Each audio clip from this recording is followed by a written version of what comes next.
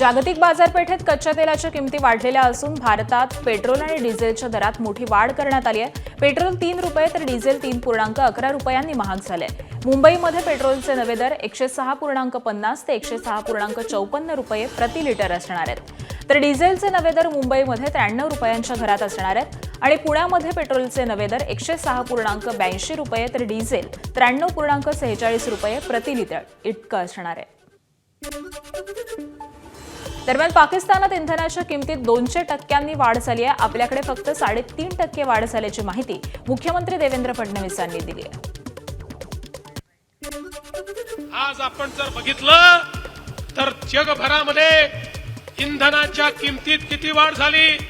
अमेरिकेमध्ये 51% वाढ आहे, ब्रिटनमध्ये 22% वाढ आहे, फ्रान्समध्ये 25% वाढ आहे, जपानमध्ये 35% वाढ आहे, जर्मनीत 27% वाढ आहे, इस्रायलमध्ये 30% वाढ आहे, दक्षिण कोरियात 30% वाढ आहे, इटलीमध्ये 30% वाढ आहे, सिंगापूरमध्ये 30% वाढ आहे, पाकिस्तान सारख्या देशात 200% वाढ आहे आणि आमच्याकडे मात्र मोदीजींनी मात्र 3.5% वाढ या ठिकाणी केलेली आहे आणि ती देखील आता इतके दिवस तर ती वाढ त्यांनी होऊ दिली नाही।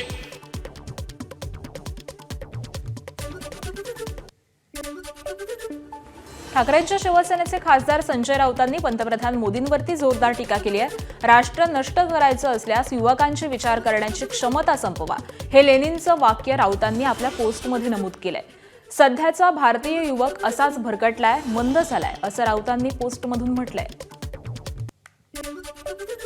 संजय राऊतांच्या एक्स पोस्टला भाजपचे मुख्य प्रवक्ते नवनाथ बन यांनीही एक्स पोस्ट करून उत्तर दिलंय। लेनिनचे कोट शोधताना राऊत एवढे गुंग झालेत की भारतीय युवक काय करत आहेत हेच विसरले, असं नवनाथ बन यांनी म्हटलंय। युवकांची विचार करण्याची क्षमता संपलेली नाही, असंही बन यांनी म्हटलंय। जनाब संजय राऊत, इथला युवक हा मंद किंवा भरकटलेला नाही, तर राष्ट्र निर्माणासाठी पुढे येऊन काम करणारा आहे। मंद आणि भरकटलेले तुम्ही असाल आणि या देशामध्ये इथल्या तरुणांनी अगदी चंद्रयान मोहीम घडवली, सीमेवर जाऊन रक्षण केलं आणि तुमच्यासारख्या लोकांना मतांच्या माध्यमातून घरात बसवण्याचं काम देखील या तरुणांनी केलंय, हे जनाब संजय राऊतांनी लक्षात ठेवावं। दरम्यान संजय राऊतांनी युवकांबाबत केलेल्या पोस्टनंतर शिंदेंची शिवसेना आक्रमक झाली आहे। शिवसेनेच्या कार्यकर्त्यांनी विक्रोळीतील राऊतांच्या घराबाहेर आंदोलन केलं। यावेळी आंदोलकांनी राऊतांविरोधामध्ये जोरदार घोषणाबाजी केली। ठाण्यात शिवसेनेच्या युवा सेनेकडून खासदार संजय राऊत यांच्या विरोधात जोरदार आंदोलन करण्यात आलं। आंदोलकांनी संजय राऊत यांचा पुतळा जाळून निषेध केलाय, तसंच बॅनर लावून देखील संताप व्यक्त करण्यात आला। यावेळी पोलिसांनी आंदोलकांना ताब्यात घेतलेलं असून पोलीस आणि आंदोलकांमध्ये बाचाबाची झाल्याचे देखील पाहायला मिळालं। पेट्रोल डिझेलचे दर वाढल्यानंतर विरोधकांकडून टीका करण्यात येतेय। विरोधकांच्या टीकेला मंत्री राधाकृष्ण विखे पाटलांनी उत्तर दिलंय। पेट्रोल डिझेलचे दर सगळ्याच देशांमध्ये वाढलेत, अशी प्रतिक्रिया विखे पाटलांनी दिली आहे। अमेरिकेचे जे पेट्रोलचे दर आहेत त्या इराण युद्धाच्या पार्श्वभूमीवर किती टक्क्यांनी वाढले। आज सगळ्याच जग हतबल झालेलं आहे, काही भारत देश असा नाही आहे। तरी आपण सातत्याने आदरणीय प्रधानमंत्र्यांनी वेगवेगळ्या माध्यमातून आपल्या देशाला इंधन पुरवठा अविरतपणे सुरू ठेवला। आपण काही त्याच्यामध्ये मोठ्या प्रमाणात त्याचे जे दर आहेत ते नियंत्रित ठेवण्याचा प्रयत्न केलेला आहे। पेट्रोल आणि डिझेल दरवाढ करणे हा केंद्र सरकारचा नाईलाज असल्याची प्रतिक्रिया केंद्रीय सामाजिक न्याय मंत्री रामदास आठवले यांनी दिली आहे। देशाची आर्थिक स्थिती सुधारावी यासाठी पंतप्रधानांनी ही भूमिका घेतल्याचं आठवलेंनी म्हटलं। तर राज्य सरकारनं उत्पादन शुल्क कमी केल्यास काही प्रमाणात इंधनाबाबत दिलासा मिळू शकतो, असंही ते पुढे म्हणाले। पंतप्रधानांनी सर्वपक्षीय बैठक घेण्याची शरद पवारांनी केलेली सूचना ही चांगली असल्याचं देखील ते म्हणाले। भारत सरकारच्या वतीने आमचा प्रयत्न असाच आहे की सर्वसामान्य माणसाला जास्त त्रास होऊ नये, या दृष्टिकोनातून त्यामध्ये काय आपण करू शकतो या संबंधामध्ये नक्कीच सरकारच्या वतीनं प्रयत्न राहील। पण सध्याची आर्थिक परिस्थिती लक्षामध्ये घेता लोकांनी समजून घेणं अत्यंत आवश्यक आहे आणि अनेक वर्षांपासून वाढ झाली नव्हती, त्यामुळं नाईलाजाने सरकारला वाद करावी लागलेली आहे। विमान कंपन्यांना आर्थिक दिलासा देणारी बातमी. राज्य सरकारनं विमान इंधनावरील व्हॅट कमी करण्याचा निर्णय घेतलाय. विमान इंधनावरील व्हॅट 18% 60% कमी करण्यात आलाय.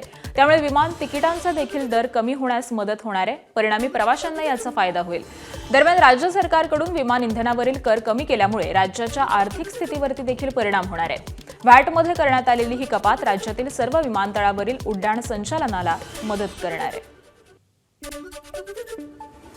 पश्चिम आशियातील युद्धामुळे जागतिक बाजारात कच्च्या तेलाचे दर प्रति बॅरल $100च्या पुढे गेलेत आणि याच पार्श्वभूमीवरती केंद्र सरकारनं मोठा निर्णय घेत पेट्रोल निर्यातीवरती पुन्हा प्रति लिटर $3 विंडफॉल टॅक्स लागू केलाय. तर युद्धानंतर जागतिक बाजारात तेलाचे दर $100 प्रति बॅरल इतके गेलेले आहेत. अमेरिका इराण तणावामुळे क्रूड ऑइल महागलेला असताना जोधपूरमधून इंधन बचतीचा एक अनोखा संदेश समोर आलाय. पंतप्रधान मोदींच्या आवाहनाला प्रतिसाद देत एका नवविवाहित जोडप्यानं लग्नानंतर थेट बुलेटवरून पेट्रोल पंप गाठलं. तर जोडप्यांचा व्हिडिओ हा सोशल मीडियावरती सध्या जोरदार व्हायरल होतोय. मुख्यमंत्री देवेंद्र फडणवीस यांनी विशेष विमानाऐवजी इंडिगोच्या नियमित विमानानं प्रवास केलाय. मुख्यमंत्री फडणवीस पुण्याहून बंगळुरूला निघालेले होते. आर्ट ऑफ लिव्हिंगच्या 45व्या वर्धापन दिनानिमित्त त्यांचा बंगळुरू दौरा होता आणि या दौऱ्यानिमित्त त्यांच्यासाठी खासगी विमान तैनात करण्यात आलं होतं. मात्र पंतप्रधान मोदींच्या आवाहनाला प्रतिसाद देत त्यांनी खासगी विमानाचा प्रवास टाळलाय. त्याऐवजी इंडिगोच्या प्रवासी विमानाचा त्यांनी वापर केला. पंतप्रधान नरेंद्र मोदींनी केलेल्या काटकसरीच्या आवाहनानंतर मुख्यमंत्री उपमुख्यमंत्र्यांसह सर्वच नेते मंडळींनी ईव्ही गाड्यांचा वापर सुरू केलाय. मुख्यमंत्री फडणवीसांच्या पत्नी अमृता फडणवीसांनी मलबार हिल परिसरामध्ये सायकलनं प्रवास केला. नांदेडमध्ये भाजपच्या काटकसरीच्या संदेशाला छेद देणारं चित्र समोर आलंय. कळमनुरीच्या नवनियुक्त आमदार प्रज्ञा सातव यांच्या स्वागतासाठी तब्बल 20हून अधिक गाड्यांचा ताफा नांदेड विमानतळावरती दाखल झाला होता. एकीकडे इंधन बचतीसाठी पंतप्रधान नरेंद्र मोदी आवाहन करतात तर मुख्यमंत्री देखील दुचाकीवरून मंत्रालयात जात असल्याचं पाहायला मिळालं. आणि मात्र दुसरीकडे भाजप कार्यकर्त्यांकडून झालेल्या या शक्ती प्रदर्शनामुळे पक्षातील विरोधाभास उघड झाल्याची चर्चा रंगतीये. पंतप्रधान नरेंद्र मोदी यांच्या इंधन बचतीच्या आवाहनाला प्रतिसाद देत आता भाजप नेते देखील पर्यायी वाहनाचा वापर करताना दिसत आहेत. अहिल्यानगरमधील श्रीगोंदा मतदारसंघाचे आमदार विक्रम पाचपुते यांनी जिल्हा नियोजन समितीच्या बैठकीसाठी इलेक्ट्रिक वाहनातून एंट्री करत सर्वांचंच लक्ष वेधून घेतलं. पेट्रोल डिझेलचा वापर कमी करण्याच्या संदेशानुसार त्यांनी केलेल्या या कृतीची राजकीय वर्तुळामध्ये चर्चा रंगली आहे. मुंबईत एकीकडे विरोधी पक्षाच्या नेत्यांचं शेतकऱ्यांसाठी आंदोलन सुरू असताना सोबतच कांदा आणि साखरेचा प्रश्न पेटलेला असताना साताऱ्यामध्ये मुख्यमंत्री फडणवीसांनी महत्त्वाचं वक्तव्य केलंय. 30 जून आधीच शेतकऱ्यांची कर्जमाफी करणार असा पुनरुच्चार मुख्यमंत्री फडणवीसांनी केला. हे तुमचं सरकार आहे. या सरकारमध्ये शेतकऱ्यांचा विचार हा सर्वोपरी आहे. आम्ही या ठिकाणी या बजेटमध्ये निर्णय केला शेतकऱ्यांना कर्जमाफी देण्याचा. त्याची तयारी आमची सुरू आहे. 30 जून पूर्वी आमच्या शेतकऱ्यांना कर्जमाफी आम्ही देणार आहोत आणि त्यासोबत ज्या शेतकऱ्यांनी प्रामाणिकपणे कर्ज भरलं त्यांना प्रोत्साहनपर राशी देखील आमच्या सरकारच्या माध्यमातून देणार आहोत. अवकाळी पावसामुळे यंदा कोकणातील काजू आणि आंबा उत्पादकांचं मोठं नुकसान झालंय. नुकसानग्रस्त शेतकऱ्यांसह महाविकास आघाडीच्या नेत्यांनी मुंबईमध्ये आंदोलनाची हाक दिली होती. गिरगाव चौपाटीपासून मुख्यमंत्र्यांच्या वर्षा निवासस्थानापर्यंत मोर्चा काढण्यात येणार होता. पण आंदोलन सुरू होण्यापूर्वीच शिवसेनेच्या शिवालय परिसरामधून पोलिसांनी आंदोलकांना ताब्यात घेतलं. शेतकरी नेते राजू शेट्टी, काँग्रेसचे प्रदेशाध्यक्ष हर्षवर्धन सपकाळ, रासपचे महादेव जानकर, ठाकरेंच्या शिवसेनेचे अरविंद सावंत, विनायक राऊत यांच्यासह अनेक नेते या आंदोलनामध्ये सहभागी झाले होते. शिवालय परिसरामध्ये राजू शेट्टींची पोलिसांसोबत बाचाबाची झाली. पोलिसांकडून आंदोलकांची धरपकडही करण्यात आली आणि त्यानंतर शेतकऱ्यांसह सर्वच नेते आझाद मैदानात दाखल झाले आणि तिथे धरणे आंदोलन करण्यात आलं. आंबा आणि काजू उत्पादकांना न्याय देण्याची मागणी करत आंदोलकांनी मुख्यमंत्र्यांविरोधामध्ये जोरदार घोषणाबाजी केली. याचे परिणाम देवेंद्र फडणवीस तुम्हाला भोगावे लागतील. आम्ही काही गुन्हा केलेला नाही आहे. आम्ही काही केलेला नाही आहे. भंडाऱ्यात गेल्या 8 तासांपासून सुरू असलेल्या नाना पटोलेंचं जलसमाधी आंदोलन अखेर 8 तासांनी मागे घेण्यात आलं. भंडाऱ्याच्या जिल्हाधिकारी घटनास्थळी भेट देत आंदोलन मागे घेण्याची त्यांनी विनंती केली. केंद्र आणि राज्य सरकारचा निषेध व्यक्त करण्यासाठी त्यांनी हे आंदोलन केलं होतं. मात्र वैनगंगा नदी पात्रात असलेल्या श्वापदांचा धोका आणि केमिकलयुक्त पाण्याचा शरीरावरती अपाय होण्याच्या शक्यतेनं हे आंदोलन मागे घेतल्याचं पटोलेंनी सांगितलं. भंडारा गोंदिया जिल्ह्यातील शेतकरी आणि प्रकल्पग्रस्तांच्या विविध समस्यांसाठी हे आंदोलन करण्यात आलं. त्याप्रमाणे शेतकऱ्यांचं वस्त्रण करून त्याला त्याच्या जीवनातून उठवायला निघाले, तसं या सरकारचं वस्त्रण आता केल्याशिवाय आम्ही शांत बसणार नाही. एक आम्ही संदेश या निमित्तानं दिलेला आहे. तुम्ही जितका त्रास आम्हाला दिलात त्या त्रासाचं एक एक क्षण, या एक एक क्षणाचा हिशोब महाराष्ट्राच्या विधानसभेत घेण्याचा एक संकल्प आणि लोकसभेमध्ये आमचे खासदार साहेब त्यांनी घेतलेला आहे. आणि आम्ही या सगळ्या शेतकरी विरोधी धोरणाचा भारतीय जनता पार्टीच्या राज्य आणि केंद्रातल्या सरकारचा आम्ही निषेध करतो. शेतकरी विरोधी हे आहेत हे आता सिद्ध झालेलं आहे, हे या ठिकाणी आम्ही सांगतो. ठाणे महापालिकेत पुन्हा एकदा भाजप विरुद्ध शिवसेना नगरसेवकांमध्ये संघर्ष निर्माण झालाय. सलग तिसऱ्या महासभेमध्ये शिवसेना आणि भाजपच्या नगरसेवकांमध्ये वाद पाहायला मिळाला. महासभेत शिवसेनेनं 5 मिनिटांमध्ये 232 प्रकरणं मंजूर केल्याच्या मुद्द्यावरती भाजपनं आक्षेप घेतलाय. त्यावेळी शिवसेना नेत्या आणि नगरसेवक मीनाक्षी शिंदेंनी भाजपचा उल्लेख कपटी असा केला, तर सोबतच भाजपनं विरोधी पक्षात जाऊन बसावं असं देखील शिंदेंनी म्हटलंय. या महासभेमध्ये भाजप नगरसेवकांनी ठिय्या आंदोलन देखील केलंय आणि त्यानंतर त्यांनी नौपाडा पोलीस ठाणे गाठत शिवसेनेचे नगरसेवक राजेश मोरे आणि मनोज शिंदेंविरोधामध्ये तक्रार दाखल केली आहे. राष्ट्रगीताचा अवमान केल्याप्रकरणी शिवसेनेच्या नगरसेवकांवरती गुन्हा दाखल करण्याची मागणी भाजप नगरसेवकांनी त्यांच्या तक्रारीतून केली आहे. सत्तेत एकत्र बसल्यानंतर गट मीटिंगमध्ये ज्या प्रकारे निर्णय घेतले जातात आणि त्यानंतर सभागृहामध्ये येऊन आपण ते अंमलात आणतो, पण अशा प्रकारे गेली 4 महिने ही जी सभा चालू आहे त्या 4 महिन्यामध्ये सातत्याने गोंधळ घालून अशा प्रकारची परिस्थिती, मला असं वाटतं विरोधक या टायमाला एकदम शांत आहेत, पण सत्तेत बसून आमच्या बरोबरच असताना देखील आमच्या युतीतलेच जर अशा प्रकारचं हे करत असतील तर खरं तर ते निंदनीय आहे. आणि प्रत्येक वेळी आपल्याकडूनच काहीतरी चुका होत आहेत ह्याची जाणीव त्यांना स्वतःला कदाचित नाही आहे आणि अशा प्रकारे गोंधळ करून महासभेला सगळ्यांना वेटीस धरलं जातं, महापौरांना देखील वेटीस धरलं जातं. ही काय प्लॅनिंग आहे त्यांची मला आत्तापर्यंत कळलेली नाही.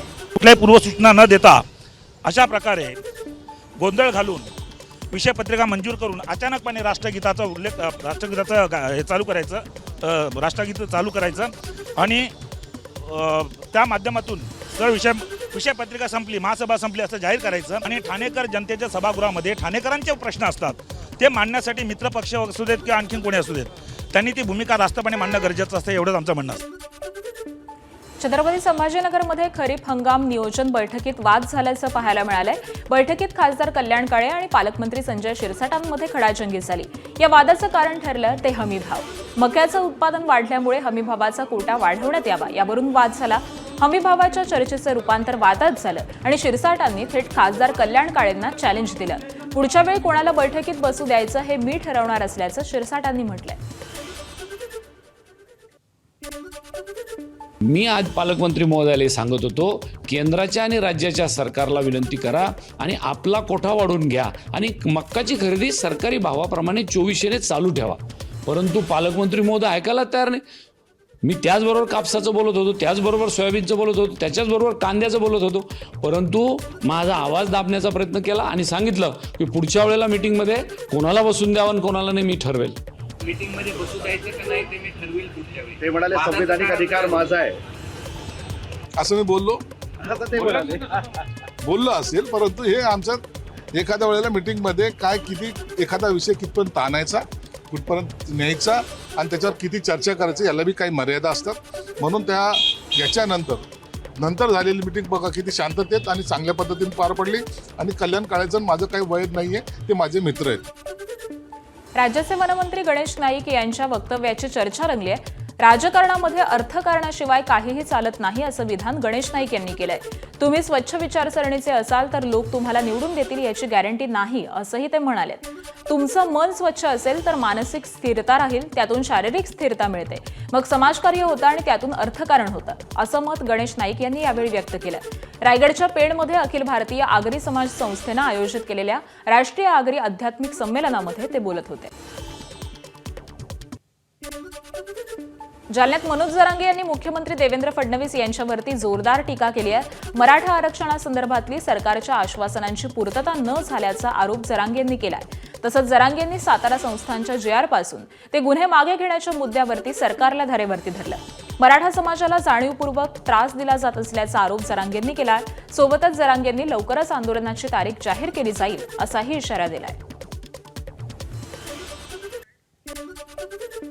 तुम्ही प्रमाणपत्र का दिले नाही? 8 महिने उलटून गेले दादा. तुम्ही सातारा संस्थांचा JR 1 महिन्यात काढू म्हणले ते 8 महिने उलटून गेले. तुम्ही गुन्हे मागे घेऊन म्हणले होते राज्यातले सगळे, का घेतले नाही? याला काय कारण आहे तुमचं? नोकरीतून वंचित राहिले पाहिजे, शिक्षणापासून वंचित राहिले पाहिजेत. मराठ्यांचं जितकं वाटलं होईल तितकं करण्याचं काम देवेंद्र फडणवीस साहेबांकडून होतं. मराठा आरक्षणाच्या मुद्द्यावरून आंदोलक मनोज जरांगे पाटील पुन्हा एकदा आक्रमक झालेले आहेत. आंदोलनाची पुढील दिशा आणि तारीख ठरवण्यासाठी आज जालन्यातील आंतरवाली सराटीमध्ये मनोज जरांगे आणि त्यांच्या समर्थकांची एक महत्त्वपूर्ण बैठक होती. कुणबी नोंद असलेल्यांना तात्काळ कुणबी प्रमाणपत्र वाटप करण्यात यावं, त्याचबरोबर व्हॅलिडिटी तात्काळ देऊन मराठा आंदोलकांवरील गुन्हे मागे घ्यावेत, शिंदे समितीनं रेकॉर्ड शोधावेत यासह इतर मागण्यांसाठी पुन्हा एकदा आंदोलन उभारण्याचा निर्धार मनोज जरांगे यांनी केलाय. ABP माझा, उघडा डोळे बघा नीट.